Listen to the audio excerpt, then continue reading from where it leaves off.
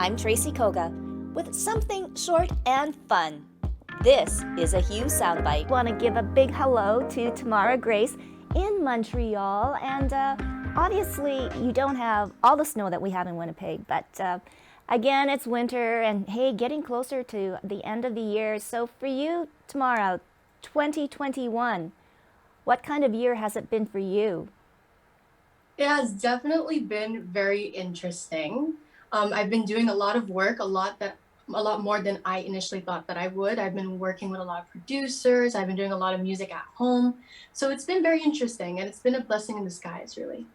And you're no stranger to music, so let's talk about you growing up as a young girl and, getting interested in writing songs. Yeah, so I started writing music actually when I was about 8 years old. It kind of started off as writing in a diary, talking about my feelings when I didn't really have any much friends or family to talk to about these feelings, especially since they were pretty dark and it's something that I wasn't sure would be a comfortable subject for everyone else. So I initially wrote them all in my diary, and given my musical instinct, they instantly became music lyrics. So I would put some tunes into those lyrics. And the first serious song that I can think of that I wrote was when I was 11. Serious, but I wrote a song called Rainbow, which I talked about every single color minus indigo with pink, gray, brown, white, black.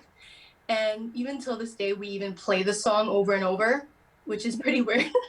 Yeah, so yeah, I've been co-writing. I've been doing a lot of that since then. I've been working with a lot of producers since then, and yeah. Well, you know what?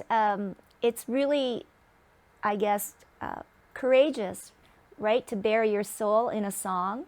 And I guess maybe you share some of your life or lived experience, you know, exposing your feelings. And I can't imagine at 8 years old having such incredible emotions and writing songs that you said were dark and unable to speak to anybody. Now, as a young adult, has that changed? It's pretty much the same, actually. There are a lot of things that I still don't really talk about that I would write in some music, in some of my music.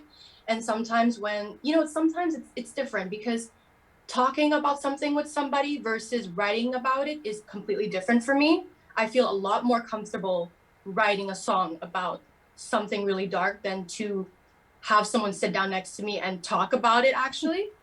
So yeah, it's always been different, but sometimes when I have my parents come down, who are my first critics whenever I write, I would sit them down beside me and I would write something, and then they would look at me and say, is that something you went through, or is this a little fiction? I would say, well, it's something I went through, and then it would kind of bring the conversation. And yeah, it's always been, the same since I was a little girl. So, are they surprised as parents when you say, yes, that's a lived experience? Yeah, pretty much. Yeah, because I've always been super quiet. I don't really say much about how school was, how work was. So, they're not really surprised that I would write in my music because, given that I don't talk to them. So, whenever I would sit them down and tell them, okay, I'm going to tell you a song that I wrote, sing it for you, and then they hear the subject, it's been an ongoing routine. So, they're not really surprised at this point. Well, and I guess a more healthier and a closer relationship then for both you and your parents and for everybody out there. We all know about mental health and wellness and how much mental health is so much in the forefront and so important. And just sharing right now in these brief minutes what you've done for songwriting or what songwriting has done for you. I mean, what a great message for maybe other young women, like yourself, that are introverts and don't talk much and keep everything inside, maybe find that courage to even write about it is amazing. I want to now congratulate you on your new single, Bad Girl. It's totally bad, but, but in a great way. But let's talk about the story behind it because it does resonate with a lot of struggles that young women are going through and young people all over, correct? Yeah. Thank you so much. Yeah, so basically the song talks about how you want to be loved for who you are on the inside rather than who you are on the outside. And it also talks about also being taken advantage of, not being taken seriously. And in this song, I kind of took two sides. So I took sides of what I've went through in relationships with partners and versus what I've went through with friendships. So I kind of put the two together because they were kind of similar experiences. And yeah, that's what I did with the song. No. I'm glad you really like it. Yes, no. And even the creation of the music, your dad had a little input into that. So the story goes.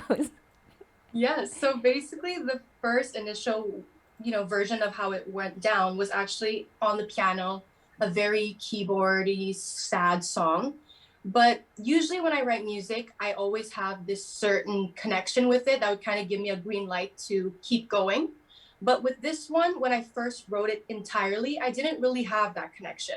So when I went back on it and redid it, I said, okay, I'm going to listen to it again and see what's missing. Kind of like when you're making a meal and you think there's a little bit of salt missing or something like that. So I went on my keyboard, went on every instrument on there, and then this guitar that, kind of sound like a Wild Wild West kind of thing, really kind of clicked with it. It was kind of like a match made from heaven. So when it went from there, I just kind of fixed it up, changed the lyrics a little bit, then showed my parents. First, it was my dad. And when I first showed it to him, he was completely shocked because, given that they're really used to hearing a lot of sad songs, they were pretty surprised that it was more of an upbeat kind of feel. So when he heard the song, he kind of added this sort of foot stomping kind of feel, which kind of isn't on the song. So he really had to play in that regarding that. So it is a family affair after all. And I guess you do come from a musical family, is that right? Yeah, so I have a really, really, really musical family. I have a lot of family members who sing, who dance, who do, arts, a lot of the creative aspects in the industry. And I have two uncles who are pretty much in rock bands. And karaoke was such a thing. It was practically every night, every weekend, every occasion. It was always there. They would always make me sing, which kind of, got me into the feel of performing. And yeah, so they really influenced me. I had a lot of, my parents and my grandmother, my uncles and aunts, they all had different tastes in music. Mm-hmm. I would say that mom was really into the Spice Girls, Black Eyed Peas, ABBA. Then my dad was into Michael Bublé, Lionel Richie, the Bee Gees. Then my two uncles, one was such a rocker, and the other one was a metalhead. So it was the best of both worlds. It was the best duo.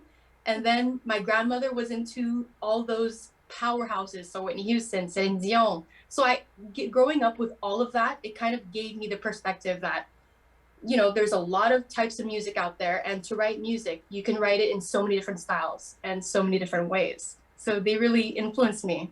Oh my goodness. Well, you do have a lot of, I guess, people to inspire you.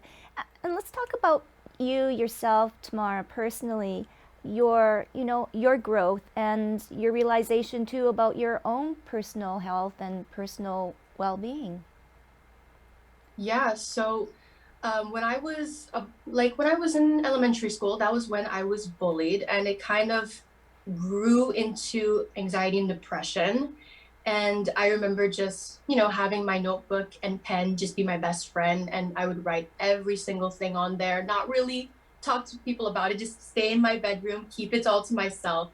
But, eventually as I grew up, I started to slowly realize that I wasn't alone. And there are some people that I, kept in touch with that I would talk about things with who also went through similar stories. So, yeah, I think that, given the horrible start, things happen and it's really a blessing. Oh, it certainly is. And for 2022, what's in store for Tamara Grace? Oh, 2022, there's a lot planned. I've been working with new producers and new people who I'm super honored to be working with since September. And we've been working on so many different songs, so many different styles, branching on a different sound. And I'm super excited to be releasing those in next year in 2022. Also, there have been a lot of collaborations that have been in the works and in the talks. So I'm really excited to be collaborating a lot more next year, which is something I haven't really been doing in the past couple of years. Mm-hmm. And hopefully, gigging can be something that I can do. I remember I think the last time I performed was actually 2 years ago. So Oh. performing in front of people face to face is something I really want to do, and hopefully I can do that next year. Oh, for sure. Most definitely. We've already started here in Winnipeg, so just come on over to Winnipeg. You can have a show. All right, so you are going to play us out with a song, so I'll let you introduce the song. And it's been a pleasure and an honor meeting you, Tamara, and all the best for 2022. I'm sure we're going to hear a lot from you. Thank you so much. So this is Bad Girl. It is the first upbeat song that I've ever written, actually. It's pretty weird, but yeah, given the circumstances. And yeah, so this is Bad Girl.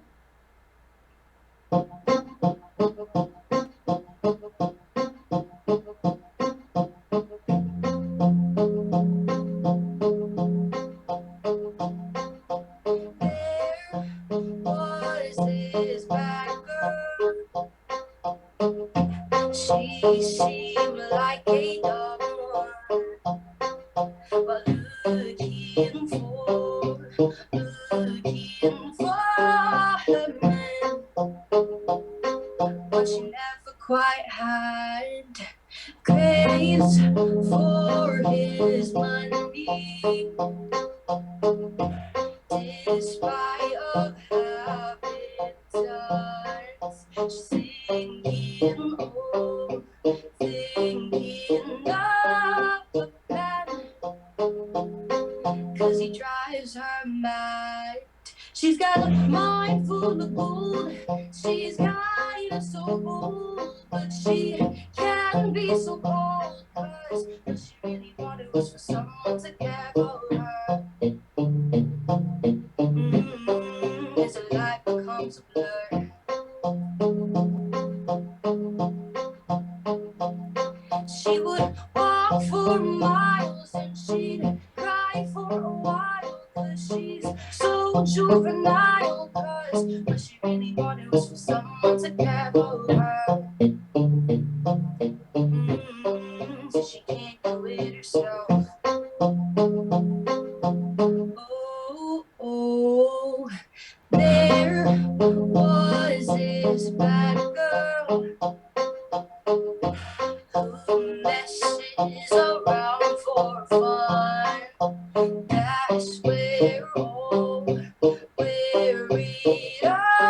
began.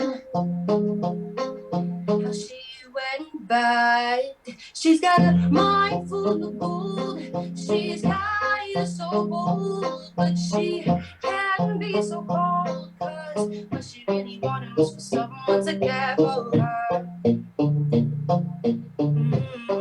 As her life becomes a blur. No, no, no, no, no. She would walk for miles and she'd cry for a while, 'cause she's so juvenile. 'Cause what she really wanted was for someone to care for her. So she can't do it herself.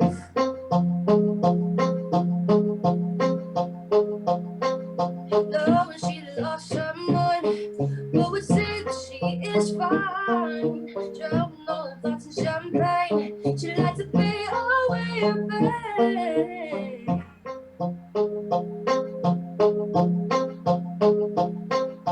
She flowers in her hair with her skin so bare, everybody couldn't help but stare. What she really needed was for someone to care for her. Before she or somebody else gets hurt.